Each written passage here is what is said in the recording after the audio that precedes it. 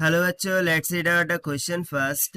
A 2 kg hoop rolls without slipping on a horizontal surface so that its center proceeds to the right with a constant linear speed of 6 meter per second. What is the total kinetic energy of the hoop? तो यहाँ पर आप diagram में देख सकते हैं एक hoop है, उसके मास कितना है 2 kg के बराबर और वो राइटवर्ड डायरेक्शन यानी कि पॉजिटिव एक्स डायरेक्शन में 6 मीटर पर सेकंड से क्या कर रहा है, रोल कर रहा है। वो जो रोलिंग कर रहा है उसके द्वारा जो टोटल काइनेटिक एनर्जी होंगी वो कितनी होंगी वो यहाँ पर हमें कैलकुलेट करना है। तो चलिए स्टार्ट करते हैं हम सोल्यूशन से। But before of its let's talk about the key concept which we are going to use here for this question. So यदि मैं यहाँ पर बात करूँ टोटल काइनेटिक एनर्जी की, that is K E total. सो ये किसके इक्वल होंगी, यहाँ पर दो प्रकार की काइनेटिक एनर्जी होंगी, एक तो रोटेशनल हो जाएंगी और दूसरी ट्रांसलेशनल हो जाएंगी। राइट है ना। रोटेशनल की यदि बात करूं मैं के ई रोटेशनल, सो वो किसकी इक्वल होती है, 1/2 आई इंटू ओमेगा के स्क्वायर के बराबर, जहां पर I moment of inertia, omega angular velocity होती है। और वहीं पर यदि मैं बात करूं के ई ट्रांसलेशनल, तो वो तो सभी को पता होती है 1/2 एम वी का स्क्वायर के बराबर, जहां पर वी स्पीड हो गई, वेलोसिटी हो गई, एम मास हो गया। ठीक है।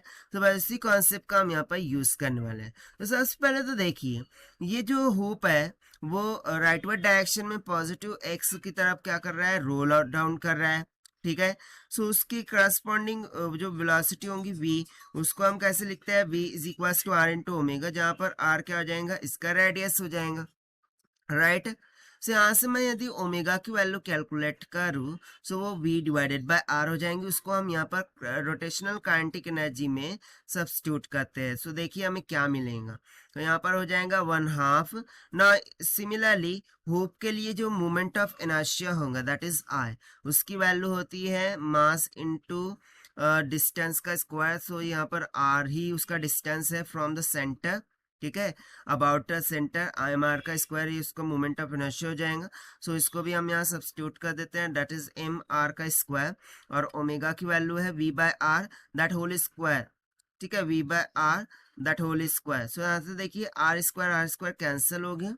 अब मुझे क्या मिल गया, 1/2 एम वी का स्क्वायर। बट ये तो ट्रांसलेशनल काइनेटिक एनर्जी है, दैट मीन्स कि यहाँ पर बेसिकली क्या हो रहा है कि जो टोटल एनर्जी है, ठीक है, यहाँ से मैं क्या बोल सकता हूँ कि जो टोटल काइनेटिक एनर्जी है के ई टोटल, ये किसके इक्वल है, हमने लिखा था के ई रोटेशनल प्लस के ई ट्रांसलेशनल के, राइट। बट दोनों ही क्या आया है, सेम आया है, यानी कि हो जाएगा 1/2 एम वी का स्क्वायर प्लस 1/2 एम वी का square. So that will comes out M V का स्क्वायर। राइट। सो यहाँ से फाइनली मैं क्या बोल सकता हूँ कि जो टोटल काइनेटिक एनर्जी है that will be equals to mass ना, मास ऑफ द होप कितना है 2 kg, मल्टीप्लाई बाय कितनी वेलोसिटी से मूव कर रहा है, 6 मीटर पर सेकंड, इसका क्या है होल स्क्वायर। सो 6 36, 36 टू 72 होता है, यानी कि कितना आ जाएगा 72 जूल के बराबर, यानी कि उसकी टोटल काइनेटिक एनर्जी कितनी आ गई 72 जूल के बराबर। ये हो गया हमारा आंसर, जो कि हमने सॉल्व किया by using the conceptual formula of kinetic energy से। So this is the required solution. Now let us take the option. So जो ऑप्शन बी यहाँ से दिख रहा है हमें, this will become correct. So this is the required solution. I hope you understood well. Best of luck. Thank you.